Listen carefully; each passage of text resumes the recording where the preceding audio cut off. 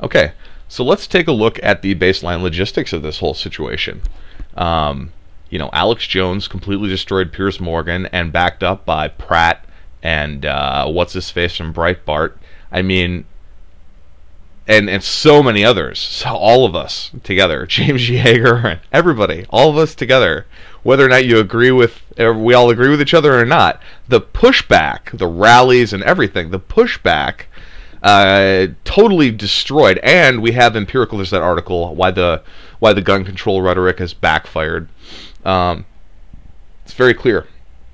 It's very clear that the gun control rhetoric, the whole thing has backfired. And everybody jumped on Newton and exposed the fuck out of it. And there's a great point there about how, look how long it took for a lot of people to wake up to 9/11, and look how quickly everybody exposed the fuck out of Newton. In other words, we're just waiting for these idiots to pull some kind of a false flag. So that's why they rushed this Dorner thing out the door. You know what I mean? Like, the Newton Aurora gun control putsch has failed so hard that they had to come out and steamroller it with something even. I mean, and think about that. I mean, Newton is like Waco, except with children. I mean, they're just going for broke. They're like, okay, we can't get our gun control shit through with just mass shootings. We got to shoot some kids. Now, a lot of people are even questioning whether or not nobody's seen any footage of anything. Somehow this, tiny, straggling dude, a buck and change, somehow has all this gear and ammo on him and busts through a plate, busts through the windows, circumvents the security system, and somehow speed reloads via a Bushmaster that was in the trunk of his car and gets off all, an impossible number of rounds that there's no way he could have carried, in just, like he had special forces training. So... But look they rushed the Dorner thing because it was a total failure. The operation, despite the fact that they staged like an upgraded Waco 2.0 where they're like, well, let's just massacre children. That's got to work, right? So even that didn't work. That just pissed people off even more. That just woke people up even more. So they're like, okay, fucking RamBro Unchained. Let's play that script now, or whatever. And here we are. And just, again, notice how quickly, I mean, they're just going for broke. These guys do not really have a strategy. Their strategy is to go for broke. Their strategy is to shove as much shit down the pipe as possible. And they'll go to World War III if they have to. They'll go to weaponized Ebola and deep underground military bases if they have to. And you have to understand, we're dealing with people who are completely insane. They are prepared to do whatever it takes to get their goody-goody gumdrops New World Order. And if you don't realize that that's the scale of the conflict and that they're just going to push the most radical shit they can possibly push down the pipe in order to just bushwhack and steamroller and buffalo people. I mean, that's what it's all about. That's what it's all about, is buffaloing people. Any hoozle. I get back to work. Oh, Pierce, you stupid fuck, you giant dummy, you make this shit too easy. See, this is the thing. They're so brazen. And see it edit. They're just so brazen that they think they can go to this within driving distance of Alex Jones, and he's not going to drive over there and pitbull. you pinheads. And I just want to, if there were an Alex Jones in every major market, wouldn't have to be in radio, could just be, print, TV, whatever. But there's certainly the capacity within the overall framework. It's down to the people, though. Again, it's all cultural. There would have to be a huge marketplace for it. So we have to build the market. The market has to be bigger, because here's the thing, man. If there was an Alex Jones in every major market in the United States, and it could simply be like the GCN lineup, you got like Josh Tolley could emerge. Josh Tolley is another Alex Jones type of character easily, and he has not fallen into the Chupacabra from Planet Pop-Tart pit. Oh, the times are weighty, are they not, my friends? Look about you. The times, indeed, they are weighty. You have an open bum rush of tyranny. You come home. The burglar who's robbing you hears you come home. He knows you know he's in the house. The burglar knows you've come home. He knows you know he's there. He freaks out and starts shoving everything he possibly can into the burglar bag. This is the New World Order. We've come home. We've woken up. And the New World Order is shoving everything they can to their burglar bag. How much can we get away with? How quickly? And how much can we get away with? Here's the great secret. They honestly pulled this shit. You gotta almost marvel at this. Like, go and read Albert Pike and Manly P. Hall and such, and go read Brzezinski and go read Kissinger and such, and or even beyond this. There's way more people, but go read like CFR articles and think of 200 years ago. I mean, this is like hundreds of years old. Millennium.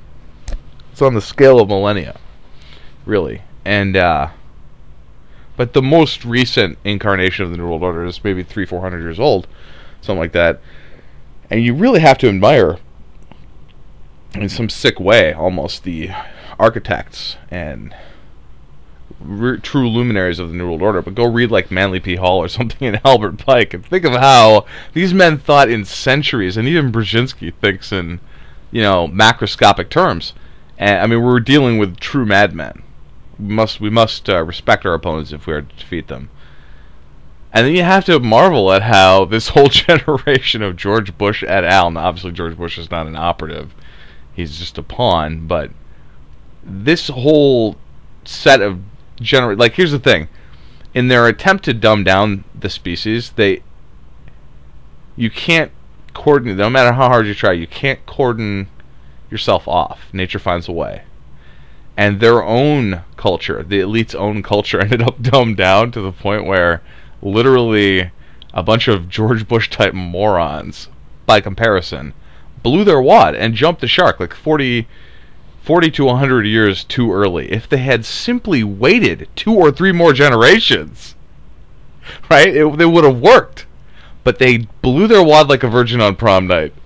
It's hilarious because they can't move the ball down the field without triggering exponential shockwaves of awakening on the one hand, and on the other hand, they have no choice at this point but to go for broke. It's actually kind of amazing. It's kind of an amazing time to be alive, and the worm is turning globally. Oh, how the worm is turning. Even the smallest worm, when trodden upon, will turn.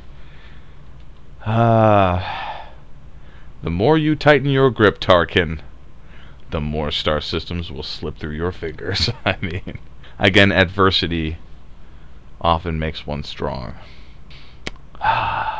Luxury makes one weak. Adversity makes one strong. Philosophy is a toothache. Alex Jones, you magnificent son of a bitch. I mean, everybody else, we could talk about who did the best job debating Piers Morgan, but Alex Jones is the only guy who will... Okay, is he over there? Let's drive over there. Let's go and let's roll on that motherfucker. And people, I love the characterization, or the caricature. Alex Jones is WWF. He's, let's look down our nose at him. Don't be real. Don't be a real human. Don't be a real person. Don't be real. Remember, don't be real. Be safe. Be safe. Be calm. Calm down. Calm down. Just calm down and play along as we completely destroy Western civilization and insert the human species into a Borg beehive until we've got the technology to completely do away with you. I mean, what's wrong? I mean, it's loving. I mean... And Piers Morgan. Oh my God. This fucking fruitcake just floating around in a gun range. A, indoor gun range. Fail. B, Piers Morgan floating around in a gun range where he has no business. Suddenly mugging like a bitch-ass motherfucker. Like suddenly he's hard as fuck. Suddenly Piers Morgan is bored to get hard, right? Oh man. And Alex rolled in there like Joker. Like Private Joker. Charlie's hit every major military target in Vietnam and hit them hard. In Saigon, the United States Embassy has been overrun by suicide squads. Quezon is standing by to be overrun. We also have reports that a division of NVA has occupied all of the city of Hue south of the Perfume River. In strategic terms, Charlie's cut the country in half The civilian press are about to wet their pants, and we've heard even Cronkite's going to say the war is now unwinnable. In other words, it's a huge shit sandwich, and we're all going to have to take a bite. Sir, does this mean that Aunt Margaret's not coming?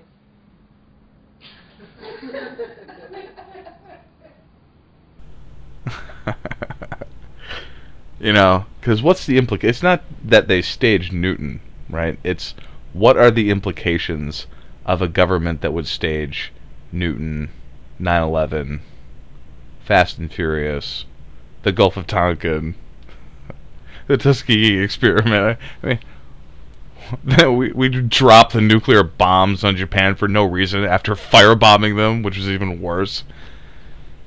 Why? Did it have to be done? Nope. The war was over. Oh my god. Whatever though, right? It's all good. It's all groovy. Killing brown people for offshore bankers. That's what we do. Somehow the idea of the liberation of the human species got morphed into Team America World Police. I don't know how that happened, but there it is. If you're gonna kill Hajis for SDRs, man, you might as well roll hard with the real niggas. You know, you might as well fucking go join Blackwater and actually get paid. Right? I mean, this is 2013. This is some Syndicate Wars, bitch. This is some real shit. You know? We dumped tons of depleted uranium into the cradle of civilization and staged Illuminati rituals at the Super Bowl every year. This is some real shit, you know what I'm saying? I mean, everyone's dying of cancer or sick from some other thing, and the food is unfit to eat, and the air is unfit to breathe. And I don't know what to tell you to write. Write your congressman. Fire your congressman. Take his job. Get organized with your family and friends and politically start taking over the local government. You know? Hijack the hijackers. Take over the government yourself. If we don't fill the government with good people, there's no way we can ever turn it into something better. And we clearly could.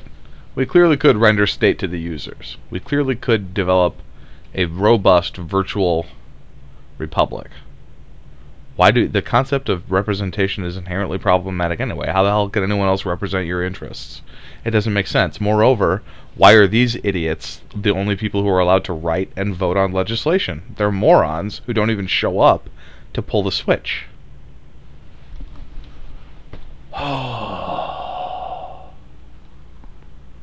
You live or die by the decision these people make, and you have so little ultimate control over the fucking situation that you should be constantly pissed off.